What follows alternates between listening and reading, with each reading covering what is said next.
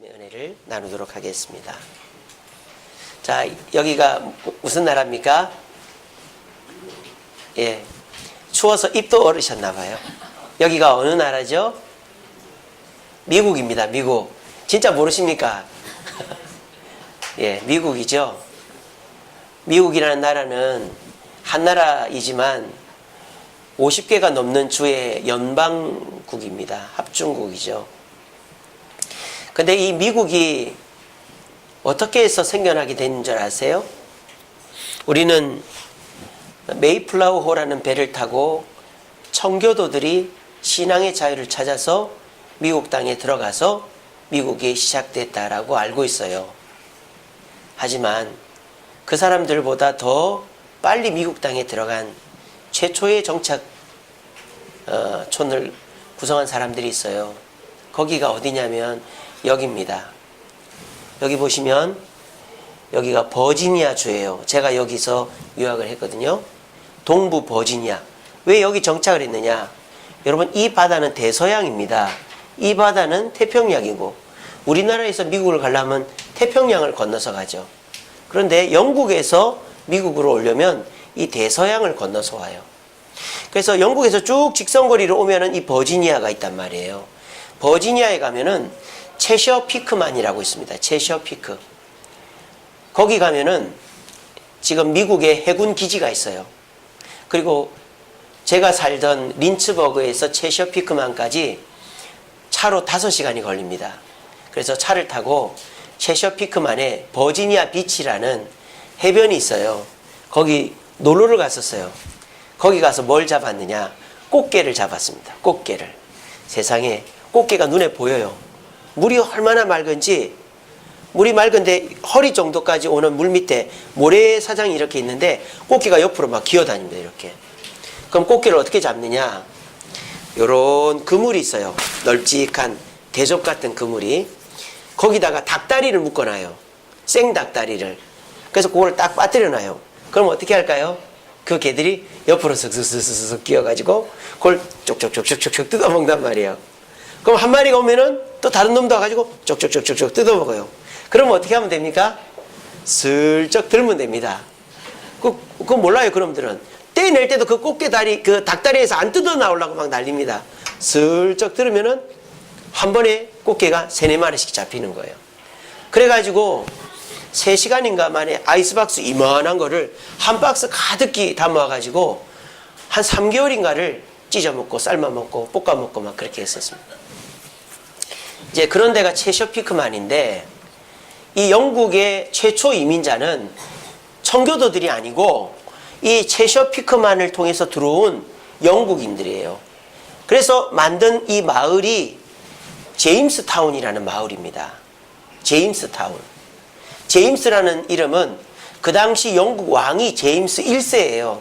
그래서 영국 왕의 이름을 따서 최초로 만든 식민지가, 미 본토 식민지가 이 제임스타운이에요. 언제 만들었냐면은 1607년도에 1607년. 그때 우리나라는 임진왜란 끝났을 때입니다. 임진왜란 몇 년도에 일어났어요? 1592. 그렇게 외우시면 돼요. 1592년도. 그래서 1590년 임진왜란 7년인가 했었잖아요. 그죠? 임진왜란 임진왜란 그 다음에 또 뭐 이렇게 한 번 더 일어났잖아요. 정유재난입니까? 그렇게 해서 우리나라는 한창 전쟁 끝나고 어려울 때인데 그때 미국 땅에 제임스타운이라는 이 마을을 만든 거예요. 그런데 미국 사람들은 이 제임스타운을 미국 최초의 정착촌으로, 마을로 여기질 않아요. 왠지 아세요? 이 제임스타운은 황금을 구하러 온 사람들이기 때문입니다. 그래서 이 제임스타운으로 온 사람들은 돈을 벌려고 온 사람이에요. 그래서 새로운 땅에 가면 돈이, 황금이 있겠지. 그래서 제임스타운에 144명이 왔습니다. 그런데 1년 딱 지나니까 사람이 38명으로 줄었어요. 왠지 아세요? 농사는 안 짓고 황금만 구하러 다니는 거예요. 그러니까 가지고 온 양식 1년은 버틸 줄 알았는데 그새 다 떨어져 버리고 농사를 안 지으니까 먹을 게 없는 거예요. 그리고 그 이 미국 원주민들, 인디언들하고 싸워가지고 원주민들로부터 공격당하고, 그래가지고 이 제임스타운에 있는 사람들은 기록에 보니까 구두를 삶아 먹었다. 구두가 가죽이잖아요. 그걸 삶아서 먹었대요. 심지어는 어떤 남자는 자기 아내를 삶아 먹었대요. 자기 아내를 삶아 먹었다. 그렇게 비참한 곳이 제임스타운이었어요. 그래서 이 제임스타운 사람들은 결국에는 황금이 없다는 거 알았어요. 그래가지고 뭐 영국으로 돌아가든지 아니면 하나님께 기도하든지 이래야 되는데 업종을 바꿨어요. 어떤 업종으로 바꿨느냐? 담배 농사로 바꿨습니다. 이 미국 땅이 넓은 농토가 좁게 있으니까 담배 농사를 짓기 시작하는 거예요. 근데 담배 농사를 지으려면 일꾼이 필요하잖아요. 그래서 이 제임스타운 사람들이 어떻게 했느냐? 아프리카 노예들을 사오기 시작했습니다. 그래서 아프리카 노예들을 사와가지고 노예를 죽도록 고생시킨 사람들이 제임스타운이에요. 그러니까 미국 사람들이 제임스타운을 우리 조상이라고 여기질 않죠. 지금 제임스타운이라는 곳이 있다는 거는 있어요. 지금도. 하지만 미국 사람들이 여기를 찾아가지는 않습니다. 그런 곳이 제임스타운이라는 곳이 있었는데, 그럼 우리가 알고 있는 미국의 선조, 청교도들은 언제 왔느냐? 이 제임스타운이 1607년도에 왔다 그랬잖아요. 13년이 지난 후에 1620년도에 어디로 왔느냐? 이 버지니아가 아니라 이 위에 보면 매사추세츠주라는 주가 있어요. 발음도 어렵죠. 매사추세츠주라는 주가 이제 이렇게 있단 말이에요. 여기 조그마한 주죠. 여기로 왔어요. 여기에 플리머스라는 동네를 만들었습니다. 플리머스. 지금 보시면은 아직도 이렇게 그 당시를 재현을 해놨어요. 그리고 이 곳에 가면 사람들이 관광을 합니다. 이렇게. 그래서 여기는 우리나라로 말하면 민속촌 같은 곳이에요. 미국 사람들이 여기 가서 미국의 신앙과 또 정착 초기의 모습을 교육하는 곳이 플리머스라는 동네입니다. 그래서 1620년도에 메이플라워호라는 배를 타고 102명이 건너왔어요. 근데 이들은 왜 왔느냐? 신앙 때문에 왔습니다. 영국은 물론 개신교 국가입니다만 왕이 종교의 대장인 거예요. 교황처럼. 그래서 그걸 국교회라고 하죠. 나라교회, 국교회. 그래서 영국 왕이 교회를 통제하는 거예요. 그러니까 마음대로 신앙생활을 할 수 없는 거죠. 그래서 영국에 청교도라는 사람이 있습니다. 퓨리탄, 청교도, 아주 순수하게 하나님을 믿고자 하는 사람들이 배를 타고 여기로 건너온 거예요. 근데 이 사람들이 처음에는 그래도 여러분들도 시골에서 서울 올라올 때 친척집으로 오잖아요. 이 청교도들도 처음에는 여기를 오려고 그랬어요. 제임스타운을 오려고 그랬어요. 근데 이 선장이 배를 잘못 몰아가지고 아무도 안 사는 이 플리모스로 가버린 거예요. 근데 이게 하나님의 인도하심이었죠. 만약에 청교도들이 이 제임스타운으로 갔으면 똑같은 사람 됐을 거예요. 근데 이 청교도들이 플리모스로 갔기 때문에 이들은 신앙이 변질되지 않은 겁니다. 청교도 102명이 왔다 그랬죠. 근데 배를 타고 오면서 고생해가지고 52명이 죽고 50명만 남았어요. 근데 그 50명도 6, 7명만 건강하지 나머지는 다 비리비리했다라고 기록에 남아있더라고요. 똑같죠? 이 제임스타운도 144명이 와서 38명이 남았고, 이 플리머스 청교도들도 102명이 와서 50명이 남았는데 그들 중에 6, 7명만 건강했다라고 되어 있는데, 이 두 마을의 결과는 전혀 달라요. 제임스타운은 구두를 삶아먹고 아내를 잡아먹는 비참한 미국 사람들이 다 그냥 기억하기 싫은 마을이었다면, 이 플리머스는 점점 좋아지는 마을이 된 것입니다. 그래서 이 플리머스에 정착한 청교도들은 오직 하나님의 말씀대로 살아야 되겠다. 그래서 집을 짓기 전에 교회를 짓고, 아무리 먹을 것이 없어도 주님께 헌금하고 주님 중심으로 살았던 사람들이 플리머스의 청교도들이었어요. 그리고 이들은 농사를 지었습니다. 왜? 세상 물질에 관심이 없어요. 이들은 뭐 성공하려고 온 게 아니라 신앙 지키려고 왔기 때문에 먹어야 될 거 아닙니까? 농사를 짓는데 농사가 안 되는 거예요. 그러니까 누구한테 도움을 청합니까? 인디언들한테 도움을 청하는 거예요. 여기 플리머스의 청교도들은 인디언들과 화목하게 지냈습니다. 제임스타운 사람들은 인디언들 죽였어요. 왜? 황금을 구해야 되니까. 땅을 뺏어야 되니까. 근데 이 플리머스의 청교도들은 인디언들과 화목하게 지냈습니다. 하나님 말씀이 이웃들과 화목하게 지내라 했으니까.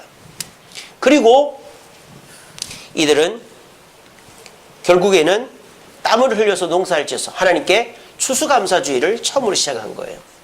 그래서 플리머스의 청교도들은 하나님 중심으로 이웃과 화목하고 농사 지어서 살았더니 점점 형통하게 된 겁니다. 그래서 이 조그마한 플리머스, 시골의 도시거든요. 이 플리머스 사람들이 엄청나게 큰 도시를 세웠습니다. 그 도시가 어느 도시인 줄 아세요? 미국 매사추세츠주에 있는 보스턴입니다. 보스턴 아시죠? 미국 동부의 유명한 교육도시. 그 보스턴이 바로 이 플리머스 청교도들이 세운 거예요. 그리고 이 보스턴에 뭐가 있는지 아십니까? 세계 최고의 대학 하버드가 보스턴에 있습니다. 그리고 이 보스턴에 세계 최고의 공과대학 MIT가 있습니다. 그리고 아이비리그의 대학인 보스턴 대학이 있습니다. 그러니까 이 플리머스의 청교도들이 하나님 말씀으로 마을을 일구고 그리고 사람들과 화목하게 지내다 보니까 이 마을은 점점 확대되어서 미국 동부의 명문 도시, 교육 도시인 보스턴을 만들고 그곳에 하버드와 MIT와 보스턴 대학을 만든 것입니다. 이 두 마을 어떻습니까? 출발은 이 제임스타운이 훨씬 좋았습니다. 더 많은 사람이 왔고 더 좋은 여건이었습니다. 여긴 중부 아닙니까? 이 북부는 추워요. 북부 올라가면 추워요. 엄청 추워요. 보스턴은 엄청 춥습니다. 뉴욕도 춥고요. 막 눈이 많이 와가 비행기 결항되고 막 그럽니다. 그런데 이 플리머스로 간 청교도들은 하나님 중심으로 하나님 말씀으로 사니까 점점 좋아지더라는 거예요. 2018년도 이제 한 달도 채 안 남았습니다. 여러분들은 2018년도에 어떻게 삶을 살아왔습니까? 이 제임스타운의 목표는 황금이었습니다.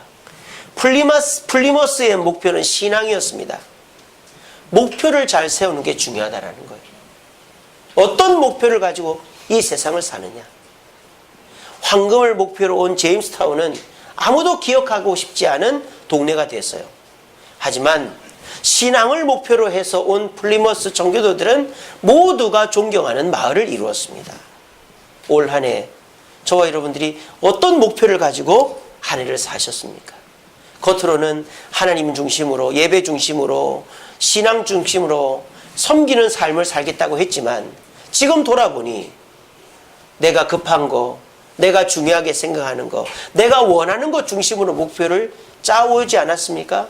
우리가 만약에 내가 세운 목표를 돌아보는 시간 없이 2019년도를 맞이한다면 2018년도의 어려움은 똑같이 이월될 것입니다. 아니 2년 될 것입니다. 하지만 저와 여러분들이 이 제임스타운의 목표를 우리의 목표로 삼지 않고 이 플리머스의 목표를 우리의 목표로 삼는다면 2018년도의 어려움은 2018년도로 끝나고 2019년도에는 하나님의 새로운 은혜와 축복이 함께하게 되어질 줄로 믿습니다. 오늘 본문은 두 마을을 향해 갔던 야곱 가족의 이야기입니다. 야곱은 혼자서 갔습니다. 혼자서 형님과 아버지를 피해서 삼촌 집인 곳으로 라반 삼촌에게 갔죠. 그런데 이 야곱이 20년 만에 돌아옵니다. 근데 보십시오. 혼자가 아니에요. 부인이 4명이나 있습니다. 부인이 4명입니다. 여러분들 4명이면 좋겠죠? 예. 예. 저는 1명이면 됩니다. 자, 부인이 4명이나 되고 자식이 13명이나 됩니다. 그리고 양과 염소가 얼마나 많은지 몰라요. 그런데 그 양과 염소가 어때요? 건강한 양과 염소만 있는 거예요. 그렇게 해서 부자가 돼서 돌아옵니다. 그래서 이 야곱이 삼촌 집에서 가나안 땅으로 돌아오는데 제일 먼저 도착한 동네가 바로 이곳이었어요. 여러분 잘 안 보이시겠지만 지금도 이렇게 도시가 크게 돼 있죠. 이 흰색이 다 건물이에요. 건물. 이거는 지금 사진입니다. 근데 옛날에도 이랬어요. 이곳이 바로 어디냐? 세겜이라는 동네입니다. 이 세겜은 고대로부터 유명한 곳이죠. 그래서 아브라함도, 이 이스라엘의 조상인 아브라함도 하란에서 가나안 땅으로 올 때 이 세겜을 지나쳐 왔다. 그러니까 아브라함 때도 이렇게 큰 도시가 있었던 거예요. 그리고 야곱도 지금 세겜에 정착을 했고요. 하려고 했고. 그리고 이 출애굽했을 때 여호수아가 이스라엘 백성들을 여기로 데려갑니다. 왜 데려갔느냐? 여기 정착하려고 한 게 아니라 여기에 산이 두 개가 있어요. 여기 그리심산이라는 산이 있고 여기 에발산이라는 산이 있습니다. 그래서 이 여호수아가 하나님께서 여호수아에게 명령합니다. 그리심산의 6지파, 에발산의 6지파를 세우고 축복과 저주의 말씀을 선포해라. 그렇게 했어요. 그곳이 세겜입니다. 그리고 이 세겜은 이스라엘이 두 개로 갈라졌을 때 북쪽 이스라엘의 수도가 바로 이 세겜이었어요. 그래서 이 세겜은 고대로부터 이 가나안 땅에 가장 중요한 요충지였습니다. 그래서 세겜이라는 뜻이 뭐냐? 목덜미라는 뜻이에요. 목덜미. 여러분 목덜미가 어떤 것이죠? 아주 중요한 것이잖아요. 여러분 목뼈가 딱 부러져 보십시오. 그 사람 하반신 마비가 됩니다. 여러분 목이 얼마나 중요한지 아세요? 사람이 죽으면 뭐부터 꺾여요? 목부터 이렇게 꺾입니다. 사람이 죽으면 하고 목뼈가 꺾인단 말이에요. 머리가 그만큼 무거워요. 제 목이 왜 이렇게 아픈가 했더니 제 머리가 커가지고 여러분들보다 제 목이 정말 수고할 거예요. 막. 제 목이 제일 고생합니다. 왜냐? 제 머리가 너무 크니까.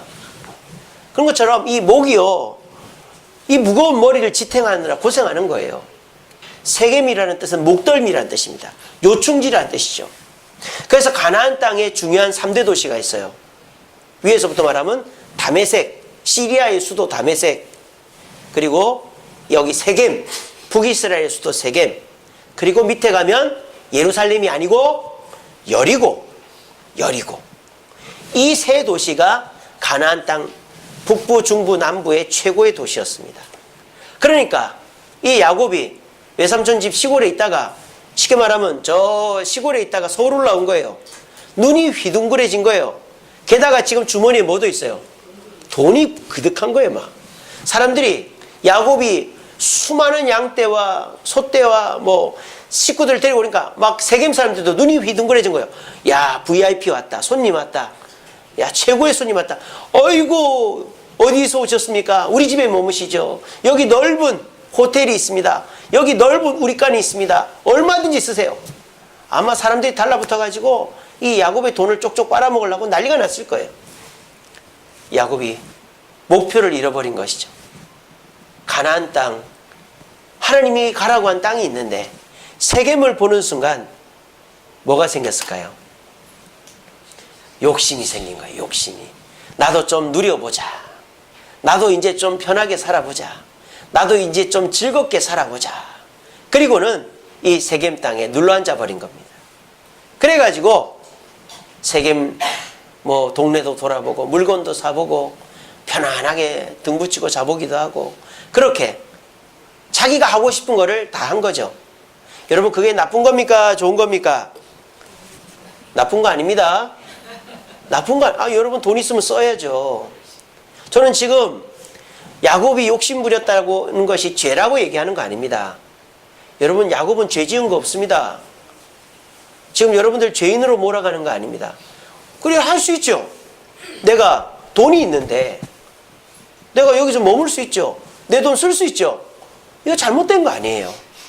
근데 문제는 뭐예요? 하나님이 안 도와준다 이 말이에요. 내가 내 있는 돈으로 쓰고 내가 하고 싶은 대로 하는 거 괜찮아요. 그렇다고 하나님이 너 죄인이다 말하지 않습니다. 하지만 하나님이 내버려둔다 이 말이에요. 그래? 네가 번 돈 네가 쓰겠다고? 좋다. 써라. 그래?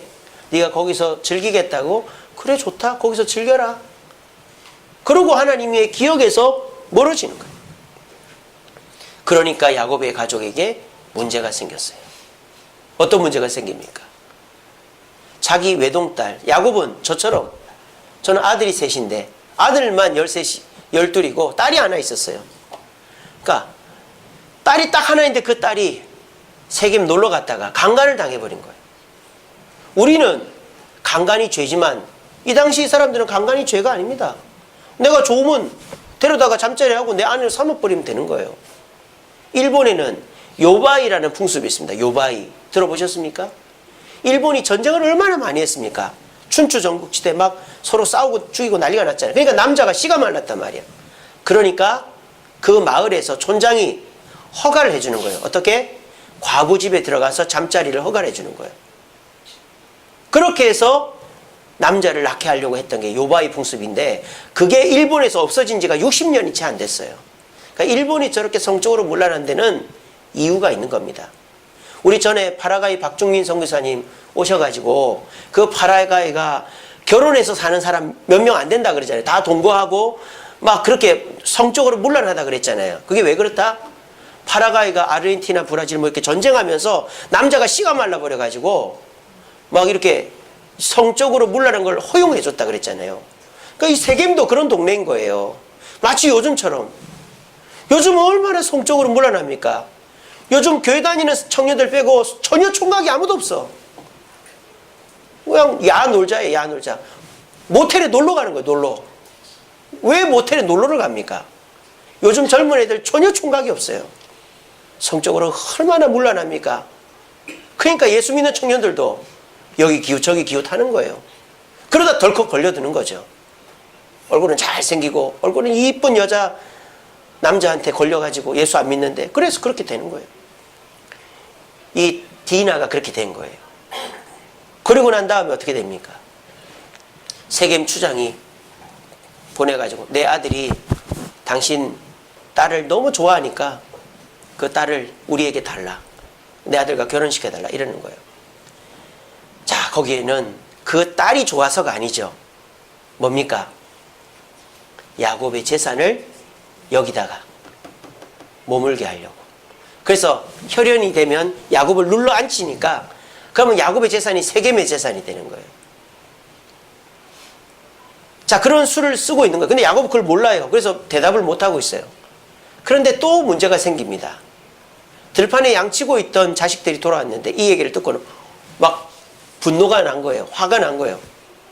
그래서 야곱이 조건으로 내건 게 뭐냐?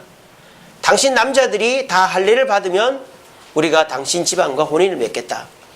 그래서 세겜의 남자들이 다 할례 성기의 표피를 자르고 아파가지고 누워있는데 야곱의 두 아들 둘째와 셋째 시므온과 레위가 칼을 들고 나가가지고 세겜 남자들 다 죽여버려.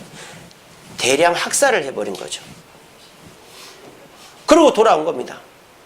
이놈들이 앞뒤를 모르는 거죠. 세겜 사람들만 죽이면 되는 게 아니에요. 세겜 사람들은 대도시 사람이에요. 이 대도시 사람들의 친척들은 세겜에 안 살아요. 가족들은 세겜에 안 살아요. 다 바깥에 산단 말이에요. 그러면 자기 남자들을 죽여버렸으면 그 주변 사람들이 가만히 있겠습니까? 야곱이 큰일 난 거예요. 큰일 났다. 우리 아들들이 지금 지들이 한 일을 모르는구나.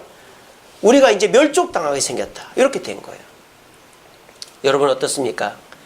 이 야곱의 판단이 흐려지면서 큰 일이 벌어진 거예요. 디나가 강간을 당하고 살인자가 자식들이 살인자가 되고 이제 주변 사람들로 말미암아 야곱의 집안이 멸망하게 된 겁니다. 이게 다 무엇 때문입니까? 야곱이 다른 목표를 향해 나아가지 않았기 때문입니다. 하나님이 정해준 목표가 아니라 자기 욕심을 채우기 위해서 목표를 변경했기 때문에 이 사단이 벌어진 겁니다. 자, 여기에서 중요한 사실은 디나가 강간을 당하고 자식들이 살인자가 되고 멸족 위기에 당하게 된 것은 죄 때문이 아니라는 거예요. 죄 때문이 아니라는 거예요. 지금 여러분들도 죄 지었다고 제가 얘기하는 거예요. 올 한 해 얼마나 열심히 사셨습니까? 열심히 일하고 열심히 자식 키우고 주일이면은 교회 나오시고 봉사하시고 얼마나 한 해 열심히 사셨어요. 그런 여러분들이 어떻게 죄인입니까? 여러분들은 죄인이 아닙니다. 근데 중요한 건 뭐예요? 내가 아무리 열심히 살아도 그 열심이 하나님의 목표와 딱 맞아야 하나님의 도움이 있다 이 말입니다. 그런데 내 열심과 하나님의 목표가 달라버리면 어떻게 돼요? 목표가 다르다고 하나님이 벌하지 않습니다. 만약에 여러분들의 자식들이 야 너는 나중에 뭐 선생님이 됐으면 좋겠다. 근데 애가 아니요 저는 선생님 안 할 건데요. 저는 가수 할 건데요. 뭐 이런다 칩시다. 그러면 아버지가 물론 싫어할 수는 있겠지만 다 큰 자식이 가수 한다는데 뭐 지가 하고 싶다는데 뭐 어떻게 하겠습니까? 내버려 둬야죠. 하지만 그 아버지가 도와주지는 않는 거예요.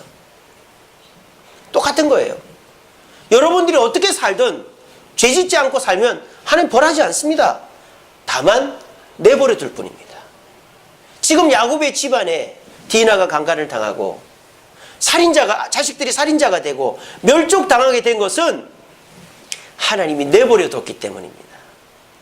마귀는요 저와 여러분들 잡아먹으려고 얼마나 안달이 나 있는지 몰라요. 아이고 저놈의 자식 내가 좀 잡아먹어야 되는데 저놈이 교회를 가네, 성경을 읽네, 아이고 내가 어떻게 할 수가 없네. 그런데 여러분들이 교회를 안 오고 말씀을 안 읽고 자기 생각대로 한다면 그러면 하나님의 보호의 빗장이 확 풀려버린 거야. 아이고야 이제 기회다. 그러고 마귀가 득달같이 달려와가지고 야 여기 한번 가보자, 이거 한번 해보자, 이렇게 해도 돼, 이거 죄 아니야, 이렇게 하면 재밌어 즐거워.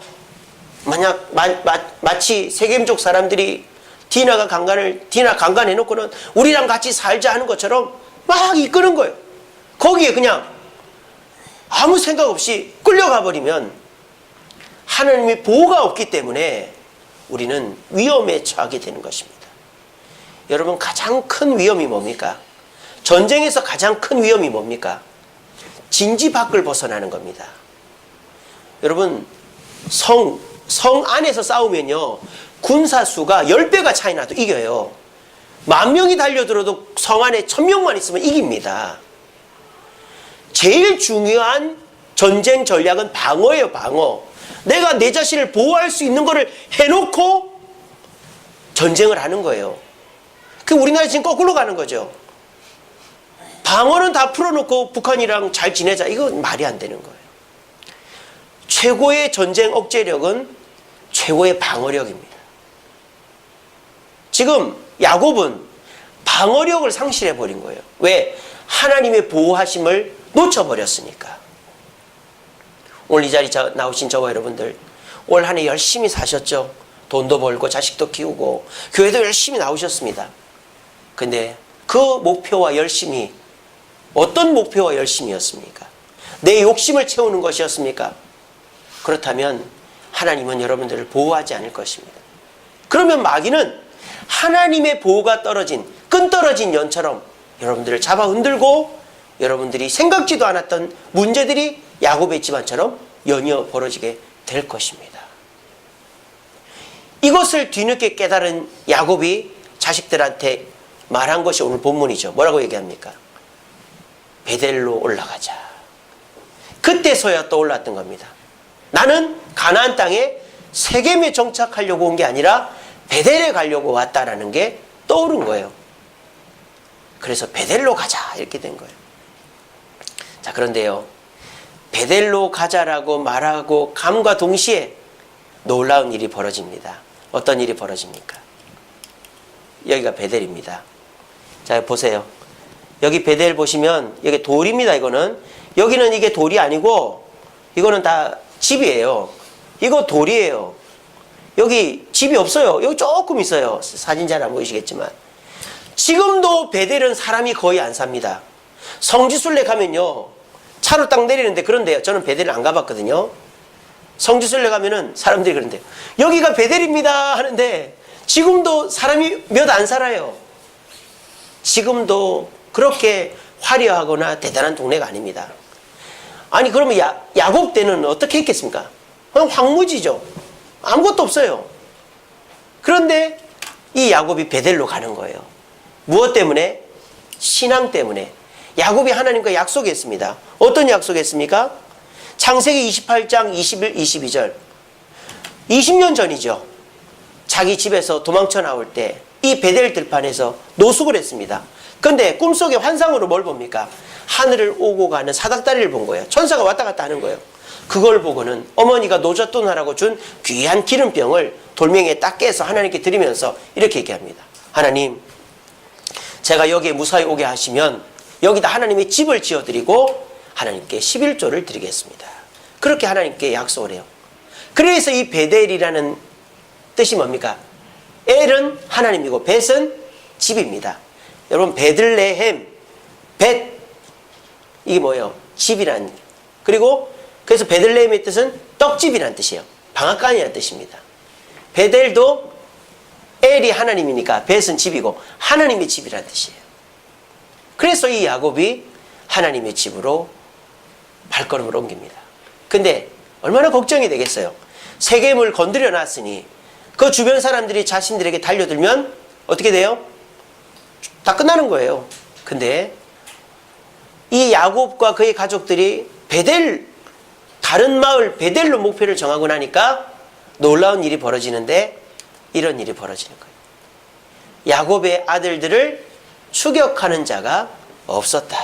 5절에 보니까 그들이 떠났으나 하나님이 그 사면 고울들로 크게 두려워하게 하셨으므로 야곱의 아들들을 추격하는 자가 없었다라고 되어 있습니다. 무엇이 시작된 겁니까? 하나님의 보호하심이 시작된 것입니다. 세겜족 사람들은 야곱을 잡아 죽이려고 이를 갈고 있었을 것입니다. 하나님께서 그들을 다 두렵게 하신 것이죠. 야곱의 집안 자식들, 종들이 얼마나 세면은 그 세겜족 사람들 다 죽여버렸겠느냐. 우리 괜히 덤볐다가 죽지 말자.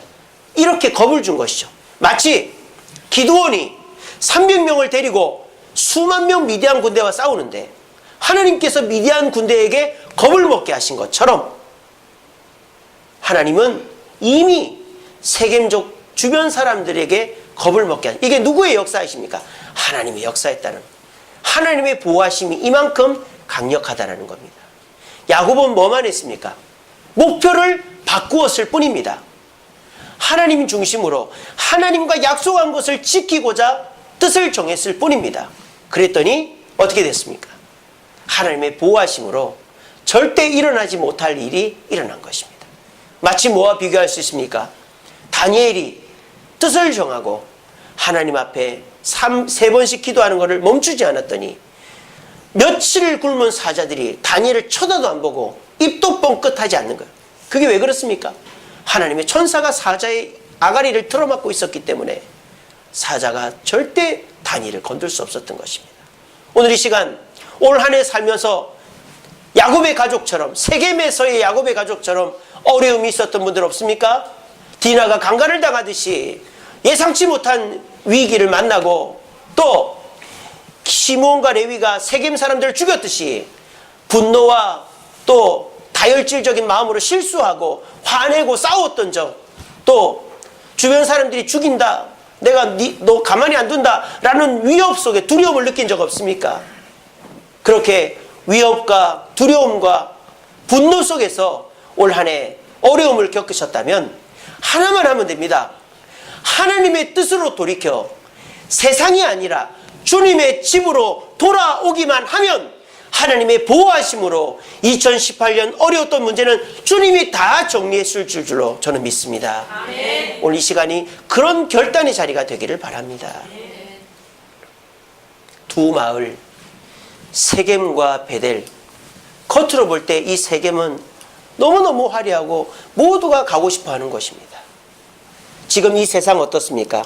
겉으로 볼 때는 얼마나 편리하고 풍족하고 국가에서는 막 복지 자금을 준다 하고 막 얼마나 좋습니까? 그런 세상을 뒤로하고 여러분들은 지금 이 추운 건물 대덕빌딩 2층 주세움교회로 오셨습니다. 뭘 보고 오셨습니까? 신앙을 보고 하나님을 보고 오신 거 아닙니까? 오늘 여러분들의 발걸음은 세상에서 한 그 어떤 일보다도 귀하고 가치 있는 일일 것입니다. 왜? 오늘 이 자리에 나와 주님께 얼굴을 보이고 주님께 예배드린 이것으로 우리 하나님의 보호하심이 일주일, 아니 지금부터 영원토록 이루어지게 될 것입니다. 여러분, 세상에서 즐긴다고 저는 죄 짓는다고 말하지 않습니다.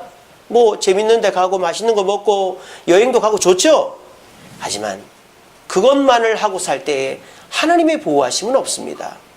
그런데 여러분들이 세상에서도 즐기지만 세상 일도 하지만 내가 반드시 일주일에 한 번, 주일이면 주님께 얼굴을 보이고 예배드리고 교회 나와 성도들과 교제하고 봉사한다 라는 마음으로 주님 중심으로 살려고 할 때 여러분들의 세상의 즐거움뿐만 아니라 하나님의 보호하심이 임하니까 우리는 세상 사람들과 비교할 수 없는 축복을 누리게 되어지는 것입니다. 그 축복이 오늘 이 시간 이후로부터 저와 여러분들에게 있게 되기를 간절히 바랍니다. 자, 그런데요, 오늘 저와 여러분들이 1년 52주 교회를 빠짐없이 나왔음에도 불구하고 오늘 야곱의 가족들에게 임했던 하나님의 보호와 축복이 없었다면 뭔가 이유가 있겠죠. 아니, 나 매주 교회 나왔고 헌금했고 또 주님 앞에 충성했는데 왜 하나님은 나에게는 은혜와 축복이 임하게 하지 않았을까? 그런 생각이 들 수 있습니다. 그런데 오늘 야곱이 베델로 가기 전에 한 가지 한 행동이 있어요. 그게 뭐냐? 3절에 나오죠. 2절에 나오죠. 아니 4절에 나옵니다. 죄송합니다. 4절에 이렇게 되어 있죠. 그들이 자기 손에 있는 모든 이방 신상들과 자기 귀에 있는 귀고리를 야곱에 주어서 그거를 세겜 근처 상수리 나무에 묶고 갔다고 그랬어요. 뭡니까? 베델로 가는 것도 중요하지만 어떻게 가는가가 중요하다는 거예요. 첫째로는 뭘 제거했다? 우상을 제거했다는 겁니다. 참 웃기지 않습니까? 이 야곱, 하나님의 인도하심으로 하나님의 족장 아닙니까? 근데 이 야곱의 자식들은 우상을 갖고 있었다는 거예요. 아버지는 신앙이 좋은 사람인데, 어머니는 신앙이 좋은 사람인데 그 자식들이 아버지 신앙 못 물려받아가지고 세상의 우상들을 들고 있었다 이 말이에요. 그래서 야곱이 나중에 베델로 가기 전에 그걸 먼저 정리를 한 거예요. 자, 너희들 갖고 있는 거 다 꺼내봐라. 너 목에 그거 뭐냐? 너 주머니에 그거 뭐냐? 우리는 하나님을 믿는 가족이야. 그런 거 있으면 하나님 안 도와주셔. 우리 이거 다 묻고 가자. 그래서 온 집안 식구들, 하인에서부터 자식들, 부인들에 이르기까지 다 내어놓은 거예요. 우상을 땅에 묻어놓고 간 것입니다. 우리가 교회 나오는 거 중요하죠. 예배 드리는 거 중요하죠. 베델로 예배당으로 올라와야 됩니다. 그런데 여전히 내가 하나님 말고 의지하는 걸 갖고 올라오면 하나님의 도움을 받을 수 없다 이 말입니다. 왜? 이중으로 도움을 받으려고 그러는데 하나님이 그걸 뻔히 알고 있는데 이런 거 아닙니까? 나한테 도와달라 해놓고 남한테도 도와달라고 그래. 그럼 그 사람 도와주고 싶겠어요? 저 사람한테 도움 받아라 그러지. 우리 하나님 그거 다 알고 계십니다. 교회 와가지고는 하나님 도와주세요, 하나님 도와주세요 해놓고는 세상 가가지고는 이 사람 도와달라 그러고 내 뜻대로 내 방법대로 하면 하나님 안 도와주는 거예요. 저와 여러분들이 하나님께 올라올 때에는 최소한 세상의 것을 아직 내려놓지 못했더라도 하나님, 내가 하나님만 의지하게 해주세요. 내가 돈을 의지하고 있습니다. 내가 내 건강과 지식과 내 주변 사람을 의지하고 있습니다. 하나님, 내가 이제 하나님만 의지할 수 있게 나를 좀 도와주세요 라는 마음으로라도 올라와야 되는 거예요. 근데 그런 마음 없이 예배 드릴 때 예배 드리고 말씀 듣고 세상 나가서 똑같이 세상을 의지해버리면 저와 여러분들에게 있어서 변화는 없는 것입니다. 하나님의 보호하심은 없는 것입니다. 여러분, 우리가 특별히 젊은 청년들이 아무리 결혼해서 열심히 돈을 벌어도 서울에서는 지방값 마련하기가 힘들어요. 그렇지 않습니까? 아무리 월급 둘이서 벌어가지고 돈을 모아도 10년, 20년 해야 서울에 지방값 마련할까요? 근데 우리 주변에도 보면 결혼하자마자 집을 마련하고 얼마 안 돼서 집 사는 사람도 있습니다. 그런 사람들은 어떻게 해서 집을 사죠? 그렇죠. 부모님들이 도와주면 10년, 20년이 돼도 서울에 지방값 못 사는데 살 수 있는 거예요. 여러분들 마찬가지입니다. 여러분들이 얼마나 열심히 일합니까? 여기서 열심히 안 하는 사람 없잖아요. 하지만 여러분들이 아무리 노력을 해도 내 머리를 써도 이 어려움이나 위기에서 못 넘어간단 말이에요. 근데 하나님이 지혜를 주시는 거예요. 이 일은 그만두고 이 일을 해봐라. 이 일을 이런 쪽으로 해봐라. 이 사람을 만나봐라. 이 책을 봐라. 하나님이 영감으로 여러분들 인도하실 때 그걸 따라가면 10년, 20년 이래도 집 한 칸 못 마련하는 애가 부모님 도움으로 집 딱 사듯이 저와 여러분들이 하나님 앞에 도움을 받으면 우리의 문제가 한순간에 해결될 수 있는 거예요.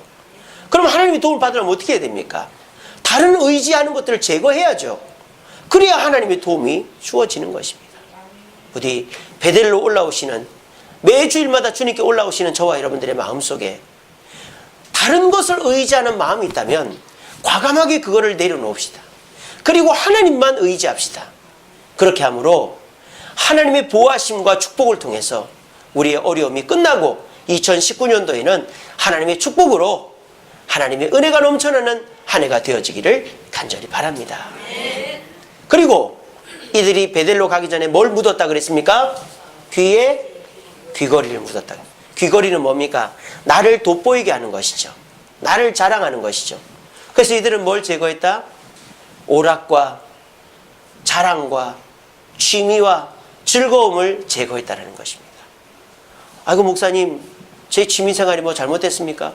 운동도 하고 영화도 보고 친구도 만나고 뭐 취미생활 좋죠. 예, 취미생활 좋습니다. 저는 여러분들이 취미생활을 하지 말라는 게 아닙니다. 그런데 여기 계신 분들 중에 교회가 여러분들의 취미가 되어야 되겠다고는 생각해 보신 적 없습니까? 산에 들어가는 사람 생각해 보세요. 산에 들어가 사는 사람이 있어요. 근데 그 사람이 여전히 이 마을에, 도시에 있는 맛있는 음식 먹고 싶고, 여전히 영화 보고 싶고, 여전히 여행 다니고 싶고, 여전히 좋은 옷 입고 싶고, 여전히 맛있는 음식만 먹고 싶다면 그 사람 산에서 계속 살겠어요? 금방 내려옵니다. 보일러 틀고 뜨끈뜨끈한 방에서 자고 싶은데 나무 캐와야 되고 불 떼야 되고 못 삽니다. 산에서 매일 뜨거운 물로 샤워해야 되는데 산에서 얼은 물로 세수해야 되고 산에 못 삽니다. 이게 무슨 말입니까? 저와 여러분들이 세상의 즐거움만을 내 즐거움을 삼으면 교회 오는 게 하나도 재미가 없는 거예요. 그러니까 우리가 교회 오는 게 재밌으려면 어떻게 됩니까? 교회에서 내 취미를 만들어야 되는 거예요. 교회 사람 중에 내가 좋아하는 사람을 만들어야 됩니다. 교회에서 말씀 듣는 것을 내가 좋아해야 됩니다. 교회에서 성도들 만나서 대화하는 걸 좋아해야 됩니다. 교회에서 교사하고 봉사하고 구역장하고 하는 거를 좋아해야 돼요. 또 교회에서 가끔 한 번씩 놀러 가고 교회에서 맛있는 거 해먹고 교회에서 뭐 한다고 하는 그것을, 교회에서 우리 남자들 족구도 하고 등산도 가고 낚시도 하고 자전거도 탄다 그러면 그럴 때 와야 되는 거예요. 교회가 재미가 있어야 교회를 오지. 주일날 예배만 드리고 가면 그 사람은 점점 교회를 오기 싫어하는 거예요. 가정도 그렇지 않습니까? 자녀가 이쁘고 마누라가 이쁘고, 전 진짜 이뻐서가 아니라 안 이쁠 수도 있죠. 하지만 마누라를 이뻐하려고 애를 쓰고 자식들을 이뻐하려고 애를 쓰고 집에 가서 뭘 같이 하려고 애를 쓰면 집은 들어가고 싶은 것이에요. 근데 내가 밖에서 친구 만나는 게 좋고 노래방 가는 게 좋고 여행 가는 게 좋고 뭐 골프 치고 뭐 족구하고 뭐 밖에서 하는 게 재밌는 사람은 집에는 제일 늦게 들어가는 거예요. 그래서 잠만 딱 자고 나오는 거예요. 똑같은 겁니다. 베델로 올라오는 것도 중요하지만 우리가 올라오면서 어떻게 해야 됩니까? 교회가 다 재미가 있을 수는 없어요. 하지만 어떻게 해야 된다? 내가 노력을 해야 되는 거야. 교회에 정을 붙이려고. 교회 사람들이 다 친절한 거 아니잖아요. 그래도 우리 주세움교회는 그래도 새로운 분들이 있으면 악수도 하고 인사도 하고 친절하게 하죠. 그렇지만 교회가 다 친절한 게 아니기 때문에 내가 노력을 해야 되는 거예요. 새로 오신 분들이 내가 우리 성도들하고 좀 친해져야 되겠다. 그래서 교회 주일만 오는 게 아니라 평일날도 가끔 오고 맛있는 것도 먹고 놀러도 가고, 그래서 교회에 정을 붙여야죠. 또 이 교회가 여러분들 그 나이 또래에 맞는 사람이 없단 말이에요. 우리 교회는 작기 때문에. 그러니까 아이고 우리 교회는 내 나이 또래도 없고 내가 정 붙일 사람도 없네, 나는 이 교회 못 나가겠다. 이게 아니라 내 나이 또래의 사람을 데리고 와야 되겠다, 이런 마음을 가져야 되는 것이죠. 내가 노력을 해야 되는 것이죠. 또 우리 교회 재미가 없어요. 아이고 이 교회는 뭐가 된 게 뭐 놀러도 한 번 안 가고 뭐 아무 재미가 없네.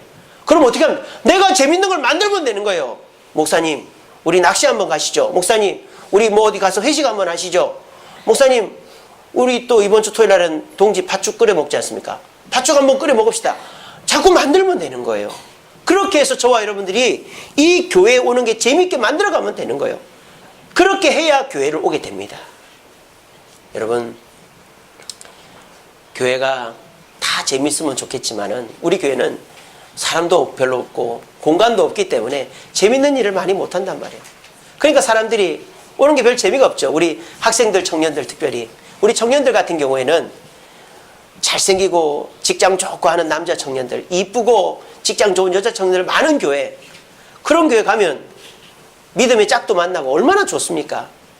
그런데 우리 교회는 그런 여건이 못 되니까 참 우리 청년들은 더 교회 오는 게 그렇게 재밌지만은 않을 거예요. 예, 그게 우리 교회입니다. 하지만 우리가 이 교회에 나올 때 마음을 다르게 하는 거예요. 이 베델도 허벌판이라니까요. 플리머스 그냥 허벌판이었어요. 거기에 교회를 짓고 집을 짓고 마을을 만든 거예요. 우리도 마찬가지입니다. 우리 주세움교회 상가 원래 여기 설계 사무실이었잖아요. 우리가 와서 여기 인테리어하고 와서 예배 드리고 이렇게 합니다. 그러니까 여기 교회가 됐잖아요. 우리가 만들어 가야 되는 거예요. 여기가 좁으면 더 넓은 데로 가고, 뭐 교제할 것이 없으면 교제할 걸 만들고, 나와 갑장이 없으면 내 갑장을 데리고 오고 하는 거예요. 그렇게 해서 이 교회에 취미를 붙여야 우리는 이 교회에서 진정한 하나님의 축복을 누리게 되는 것입니다. 우리 모두 그런 마음을 가집시다. 부족한 거 많지만 이곳에서 즐거움을 못 누리면 우린 교회를 떠나게 됩니다. 여기가 재미가 없는데 교회를 왜 나오겠어요? 다른 교회 가거나 다른 재미있는 곳으로 가죠. 그러니까 내가 발버둥을 쳐야 되는 것이죠. 내가 이곳이 재미가 있으려고. 여러분들, 아내가 점점 몸에 튜브를 감고 있고 얼굴이 쭈글쭈글해지고 남편도 뱃살이 늘어가고 머리가 빠지고, 그러니까 볼품이 없어지잖아요. 그럴 때 아이고 저놈의 옆에 있네, 저렇게 관리도 안 하고, 아이고 저놈의 남편 결혼할 때 뭐랬는데 머리가 홀랑닥 빠졌네. 그렇게 하면은 부부 사이가 온전해질 수가 없어요. 어떻게 해야 됩니까? 그래도 내 마누라다, 그래도 내 남편이다 하고 잘 때마다 뽀뽀 한 번씩 해주고 선물도 하나씩 사주고, 이래야 부부 사이가 유지가 되는 거예요. 무슨 뭐 개가 닭 쳐다보시 니는 거기 있어라 나는 여기 있을게, 그러면은 그 부부는 남편이 바람이 나든지 아내가 바람이 나든지 나는 거예요. 여러분, 우리가 노력을 해야 됩니다.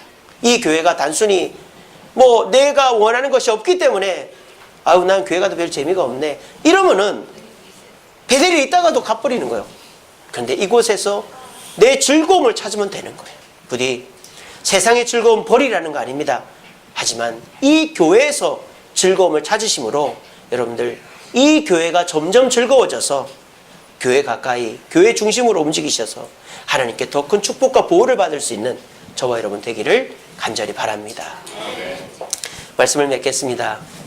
12월 첫 주 지난주일 날 월삭 새벽기도 때 제가 점점이라는 제목으로 설교했어요. 사무엘하 3장 1절 말씀에 다윗은 강해지고 사울의 집안은 점점 약해지더라, 그렇게 되어 있어요. 그게 왜 그러느냐, 이 두 가장 때문이라는 거죠. 다윗과 사울. 다윗은 하나님을 중심으로 살았고 사울은 자기 뜻을 중심으로 살았어요. 다윗은 사람을 미워하지 않았어요. 자기를 죽이려고 하는 사울도 안 미워했어요. 하지만 사울은 자기 충신인 다윗을 미워해가지고 죽이려고까지 했어요. 그리고 다윗은 15년을 도망다니면서 기다렸어요. 하지만 사울은 기다리지를 못했어요. 그 결과 다윗은 점점 강하여져서 40년 왕을 하고 사울은 점점 약해져서 멸문해버리고 맙니다. 지금 당장은 표가 안 납니다. 지금 당장은 표가 안 나요. 다윗이 도망다닐 때까지만 해도 다윗은 도망자고 사울은 왕이에요. 다윗이 사울이 죽었을 때까지만 해도 다윗은 조그마한 남유다의 왕이었고 사울의 집안은 큰 북이스라엘의 왕이었어요. 10지파의 왕이었어요. 다윗은 2지파의 왕이었고, 근데 어떻게 됩니까? 점점 사울의 집안은 약해지고 다윗의 집안은 강해진 거예요. 그래서 다윗이 이제 물러날 때, 40년 왕을 하고 물러날 때 다윗이 전체 이스라엘의 왕이 됐을 뿐만 아니라 주변 나라들에게 조공을 받는 강대국이 된 것입니다. 지금은 표가 안 납니다. 지금은 표가 안 나요. 내가 내 욕심을 쫓아 살고 하나님께 나오지만 하나님의 보호하심을 우습게 생각하고 그냥 내가 원하는 대로 살면 지금은 표가 안 나요. 언제 표가 납니까? 내 노년에 내 자식 때 표가 나는 거예요. 내 자식이 부모를 우습게 보고 모시지도 않고 효도도 안 합니다. 내 자식이 교회를 안 나옵니다. 신앙생활을 안 합니다. 그게 언제 결판이 나는? 지금 결판이 나는 거예요. 지금 내가 하나님을 목표로 삼고 신앙 중심으로 주님께 올라오되 세상에 의지하는 것을 점점 내려놓고, 물론 한 번에 못 내려놓지만 세상의 즐거움을 점점 내려놓고 교회에 나오는 걸 즐거워하려고 하면 나뿐만 아니라 내 노년뿐만 아니라 내 자식들이 다 잘 되는 거예요. 하지만 내가 하나님께 나오는 것보다 세상이 좋고 내 욕심을 채우고, 그래서 하나님께 나오더라도 세상을 더 의지하고 하나님께 나오더라도 이 교회에서 즐거움을 성도들하고 즐거움을 찾는 게 아니라 바깥 사람들하고 즐거움을 찾으면 나는 괜찮아요. 나는. 근데 내 노년에 내 자식들은 비참해질 거예요. 이거는 역사가 증명하고 여러분들도 다 어느 정도 알 겁니다. 여러분들 가장 중요한 위치에 서 있습니다. 우리가 2018년도 올 한 해를 마무리하면서 우리가 플리머스와 제임스타운, 베델과 세겜 선택의 기로에 놓여져 있습니다. 우리가 세겜과 제임스타운 같은 세상에 살지만 우리의 목표는 플리머스와 베델이 되어야 합니다. 그리고 그곳으로 나올 때 우리는 내가 의지하는 것을 점점 내려놓고 주님을 의지하고, 그리고 세상의 즐거움보다 교회에 나와서 즐거움을 얻으려고 애를 쓸 때 우리는 이 세상에서 강하여지고 하나님의 보호를 받고 축복을 받을 뿐만 아니라 내 후대가 잘 되어지는 것입니다. 우리 오늘 이 말씀을 정말 귀하게 들으시고 가슴에 새기셔서 우리 모두가 올 한 해 세겜과 제임스타운을 향해 나아갔다면 내년에는 베델과 플리머스를 향해 오락을 제거하고 우상을 제거하여 나아감으로 주님의 축복을 받고 우리 후대가 대대손손 잘 되게 만드는 저와 여러분 되기를 간절히 바랍니다. 기도하겠습니다. 사랑의 주님 감사합니다. 오늘도